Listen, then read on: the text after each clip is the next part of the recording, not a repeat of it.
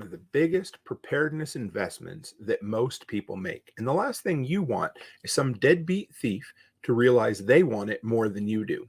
So today, I'm going to share with you my top 4 areas of concern when dealing with generator security.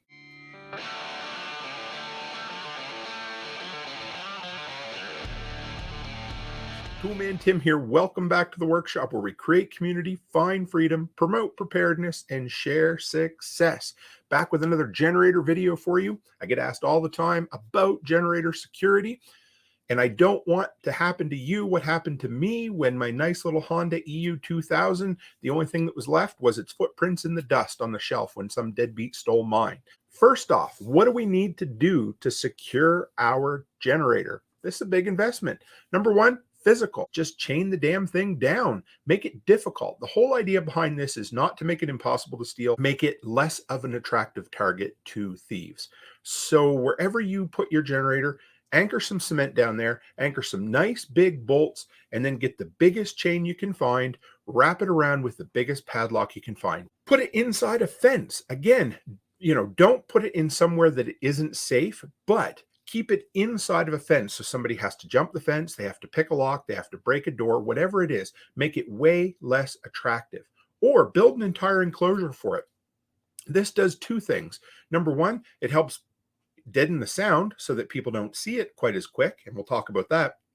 But number 2, it's just one more thing for some thief to come in and get it. So if you have a purpose-built enclosure for your generator, slide it in there and then put a padlock on that too. So then they got to go through your fence, they got to go through the enclosure, they got to get the lock, then they got to get the generator to there.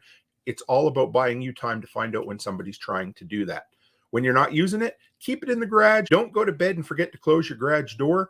And then somebody walks in and says, "Oh, that's a nice generator. See you later." That's what happens. Here's another great tip. Haul the wheels off the sucker.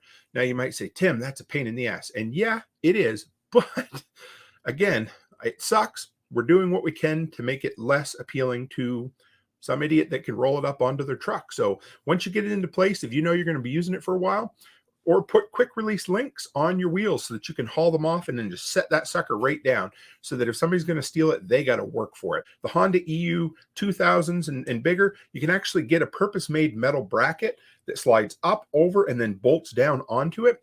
You could have one of those made. Go to a local metal fabrication shop. I mean, we're talking some generators are in the multi-thousands of dollars. So get like a C bracket that you can slide down, over, through the handle, bolt it down, just make it a little better. Have cameras. I preach cameras. You can get yourself a cheap security camera system from Amazon for about $100. Put them up there, or get a Wi-Fi camera off of Wish. Put it up there pointing right at your generator so that if some idiot comes around and they see that, well, they might be less likely to do it. Go get yourself either a real alarm system, alarm company sign, or get a fake one and put it up. Let them see it. Have an alarm system on the gate, something that isn't noticeable but is really loud. So if somebody does decide, because yeah, they might jump the gate to get into your backyard, but they got to open the gate in order to get the generator out. And if an alarm's going off, they might just drop the crap and run off with it. Put it out in the open. So if it's in the backyard, leave it in a wide open area where somebody has to go a long way to get to it. You don't want to leave it in the back corner by your garage behind a tree with a bunch of bags in front of it so you can't see it or can't hear it. Have it right on, maybe not on your deck, but next to your deck, somewhere that somebody has to walk a long way in broad daylight or after dark in a lighted area to steal it. Have proper lighting.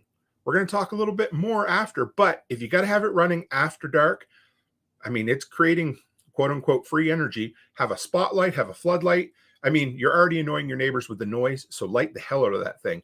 Again, the whole idea is to make it less appealing for somebody to come in and get it.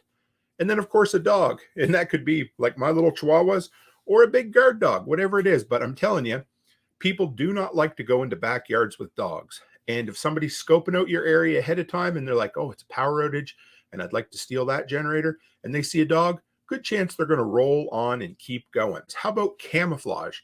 I like this one quite a bit. I'm a big fan of urban camouflage. People always ask, like, where do I hide my fuel? What do I do with my fuel if I don't have a garage? Well, hide it all under a pile of garbage.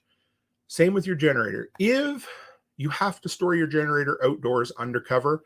Make it look like it's not appealing. Put it under a pile of rotten wood or car parts, or find a spot where nobody's going to see it and just make it look like something that it isn't. If you have some batteries that you can run off of, run your generator during the day when everybody else is running it, when it's all just kind of background noise to the community. Charge up your batteries, then run your batteries at night so that when the ne'er-do-wells are driving down back alleys at 4 in the morning, they're not going to hear your generator running. You're just going to have a few batteries going and they're just going to keep on keeping on. So think about that. Think about ways that you can run it during the day, turn it off at night so that people don't know you have a generator. During the day, it's a lot harder to look at a house and know if the power's on or not. But at night, just like that. I drove around one time just to see what businesses had backup power in my area, simply because I was like, you know what? Power's out. Let's go see who has power. When mine got stolen and I called the cops, the first thing they said is, do you have the serial number? And I'm like, no, I do not.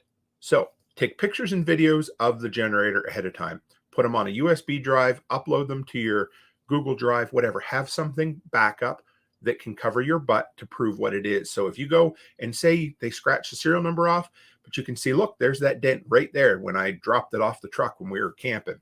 You can show the video proof and they're, okay, great. Write down the serial number, engrave the serial number somewhere else on the bottom where they can't see it. And then if it's expensive enough, maybe invest in one of those GPS trackers. I've been messing around with the Apple tags, the Air tags, and they're okay, but they've been neutered so much based on legitimate concerns that they're really not that great for this. But you can buy purpose-made GPS trackers that require a subscription service, or like 3G, 4G subscription, that kind of stuff. It's worth it if your generator's expensive enough. So I hope that helps. If you guys have other suggestions for generator security, send them my way, because I can almost guarantee that I will do a follow-up video to this one. The pinned comment will have a link to the playlist of all my generator videos if you want to check those out. And if you want to know more about who I am, lots of ways. Hit that subscribe button. Check out the podcast, the Workshop Podcast, where I have 3 episodes a week talking about preparedness, reparedness, and interviewing some really cool individuals. And run by toolmantim.co, and check out my shop section where I've got over 200 products that I've used and reviewed and abused and made money from. So if you're looking for recommendations, you're wondering, hey, does Tim have any? Check that out. All right, guys. Thanks for dropping by the workshop. I always appreciate it. And as always, stay happy, stay healthy, and have a great week.